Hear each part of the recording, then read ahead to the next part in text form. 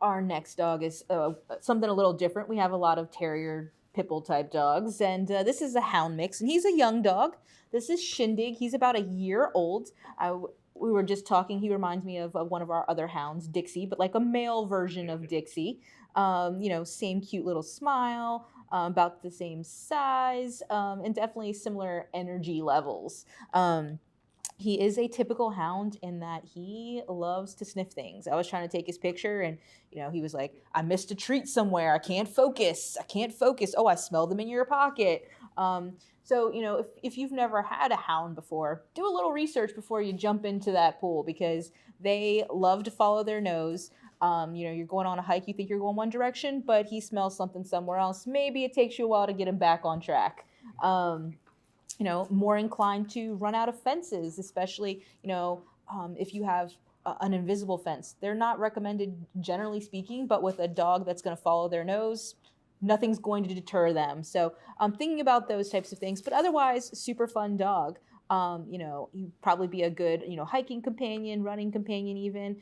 As you can see, he does have a lot of energy. So making sure you're prepared for the youthful exuberance of a 1-year-old dog, right?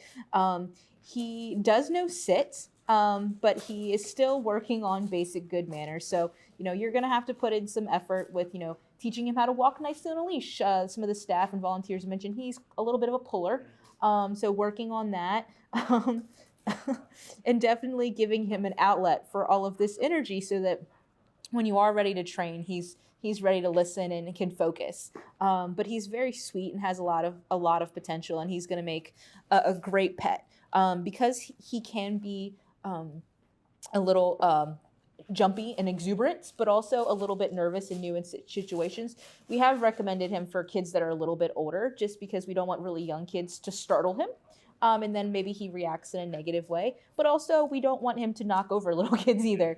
So once he's comfortable, he could then, maybe knock them over. So, all of those things are, again, recommendations. So if you have a kid that's used to a puppy that's knocking them over, it might not be as important to you, but those are why those recommendations are there. So when he first arrived, he was totally different. His behaviors Yes. changed. How Yeah. so? So, when he first came in, and one of our animal control officers brought him in and did a little note about how he was, basically just like so scared and nervous that didn't really move. He was just like stuck there in fear. And we put him in a quieter area for a while, and he started to come around and, gave him a lot longer to kind of settle in than maybe some other animals might get because he was so nervous.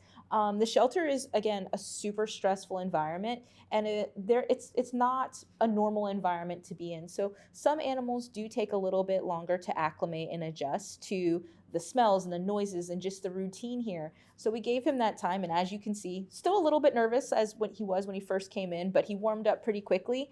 So we want to make sure that people are remembering that, even in moving from the shelter to their homes, he may be a little bit more nervous at first, but he definitely can make that transition if you're patient and give him, that quiet space. But just, going to the vet's office, that might be scary for him.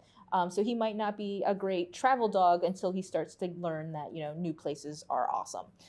So if you want to help Shindig learn that new places and new people are awesome things, you can go to visit fcac.as.me to book that appointment to meet him and start the process of making him your new pup.